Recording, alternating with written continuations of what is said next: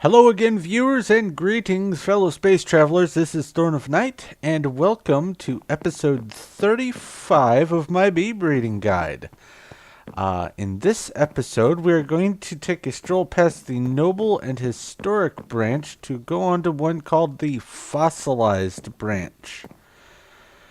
Don't get your hopes up, there's no dinosaur bones. However, there are some liquid dinosaurs, but we'll be getting to that in a moment.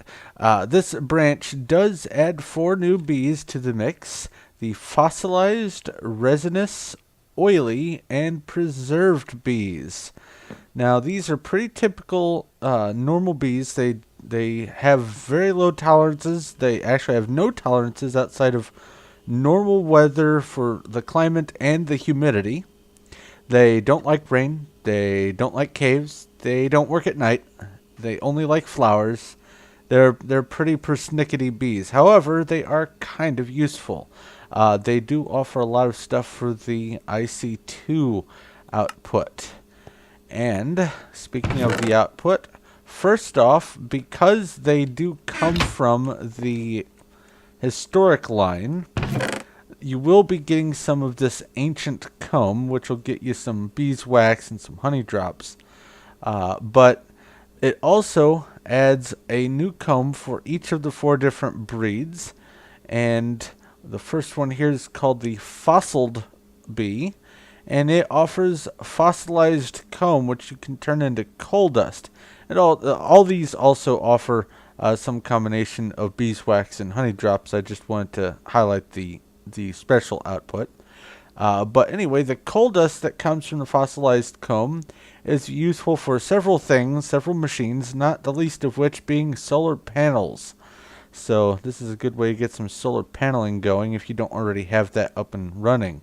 But also the coal dust is used for making carbon bits for making some of the more advanced devices and machinery.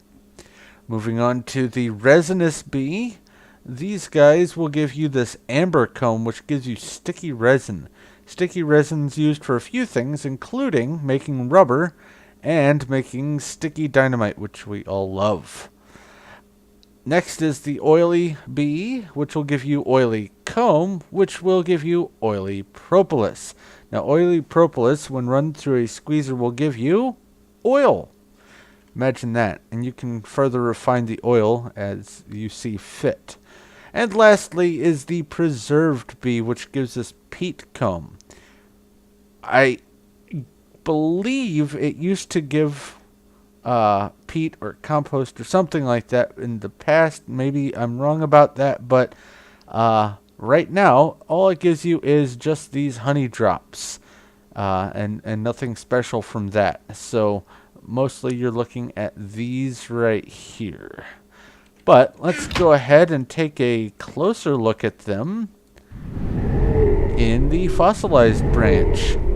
And if you want to take an even closer look, you can download this map, which I will be making available in the link in the description below. This is made in the Unleashed mod pack as part of Feed the Beast, so you will need Feed the Beast in order to run this, and also have the Unleashed mod pack in order to get the map working. But for those who don't want to download it, I am making videos for all the bees and branches, so you don't have to worry about that if you don't want to. But the first bee that we are going to look at here is the fossiled bee. In order to get all 4 of these bees, you're going to need to know one bee specifically, the primeval bee, and that's from the historic branch. If you need to know how to make the primeval bee, you can watch my historic video, or you can, if you have downloaded this map, hop through the hub and go to the historic branch and take a look yourself, poke around, get some experience and practice in doing the breeding for that, get an idea of what the conditions are, what they like, and what they put out.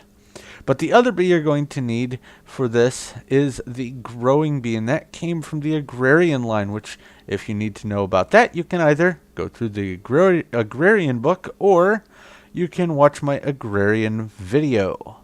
Now let's see what we got here. What's the fossilized look like? That's this one.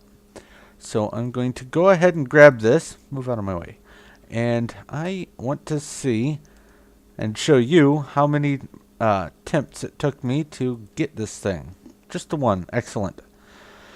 Now let's take a look at how they differ. Okay, it's not quite even close to a purebred.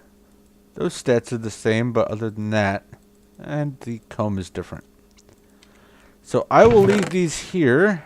If you wish to examine them more closely or experiment with them yourself, feel free to do so. But let's look at what you can expect to get out of a run of queens in the fossilized branch, and these are all purebreds.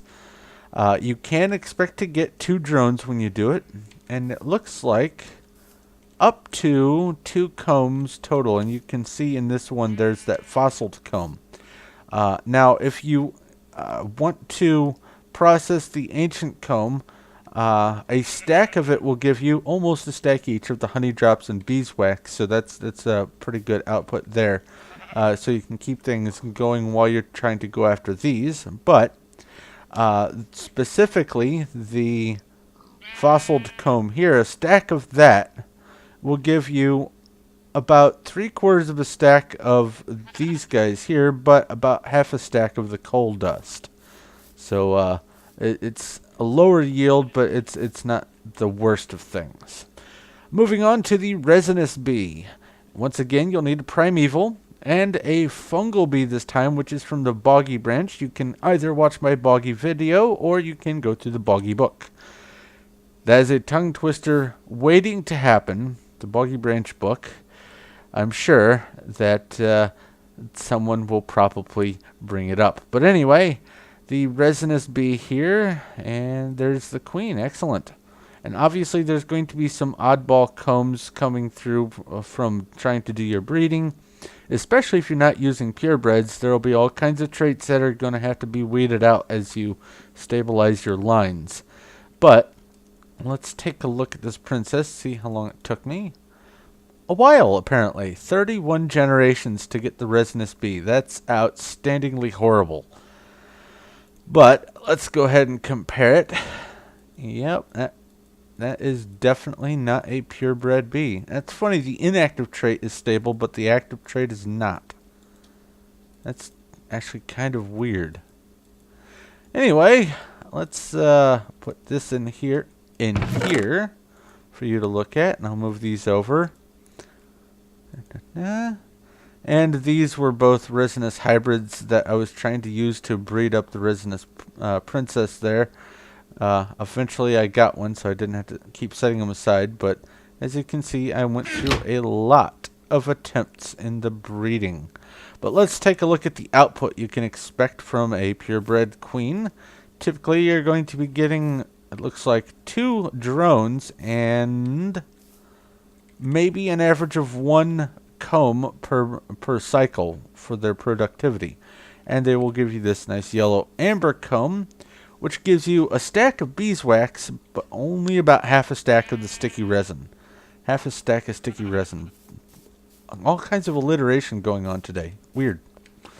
Alright, moving on to the oily bee. The oily bee, well, first off, you have to get up oily in the morning to make it. Just kidding. I'm sorry, I'll go hide in the corner when I'm done with this. But you will need the primeval bee to make that. And also you're going to need something from the aquatic branch called the ocean bee. Once again, you can either watch my aquatic episode, or you can just hop through the book and go visit them yourself. I got a princess. Excellent. I've been getting princesses out of this. Let's see how long it took. 15 generations. Definitely not instant gratification there either. And it is also not quite a purebred, but that's alright. So I'll put these in here for you to look at if you so choose. And for now, let's look at the output of the queens. You are going to expect to get 2 drones out of this, and it looks like between 1 and 3 combs from 1 production cycle. So that's a little bit higher.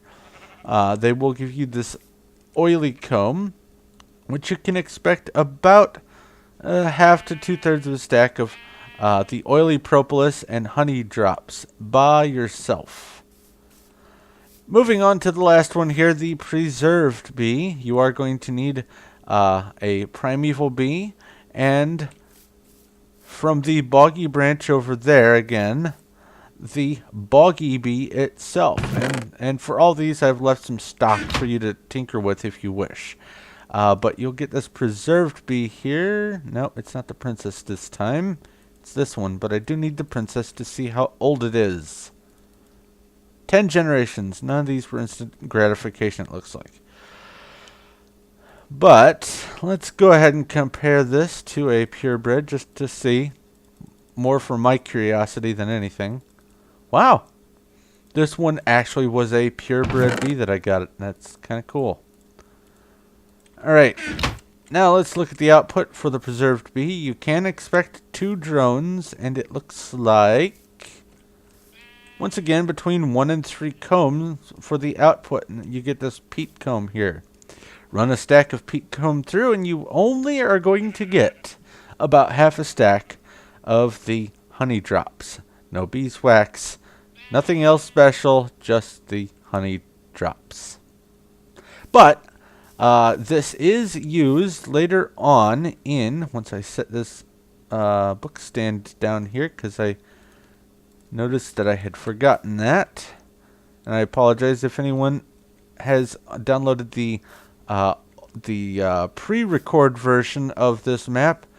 Here's the way to get back to the resinous, or the fossilized hub. Let me name this real quick. There's no room there. There we go. There's some room. There it is. Boo. And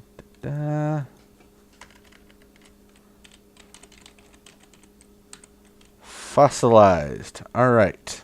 Get rid of that. And put that there. Get rid of this. Put that up there. And put a sign for the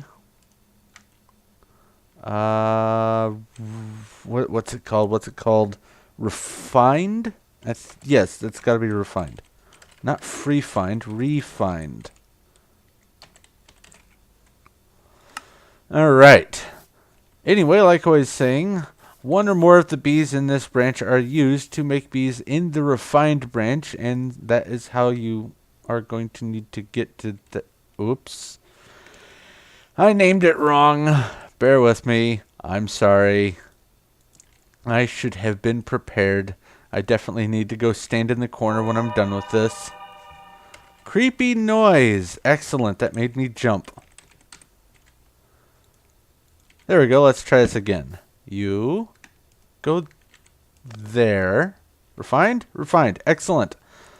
Anyway, now that that confusion's over with, for the people who wish to download this map, like I said, I do apologize for not having that there, but the post-recorded map, the second map that I am going to be uploading once I'm done with all the episodes of this series, which will amount to, I think, a total of 59, counting all of the branches. That will be there for that download, as well as all the additional information, like the book of the basic stats and all that kind of stuff over at the main hub. But that is pretty much all I really have to say about the fossilized branch here.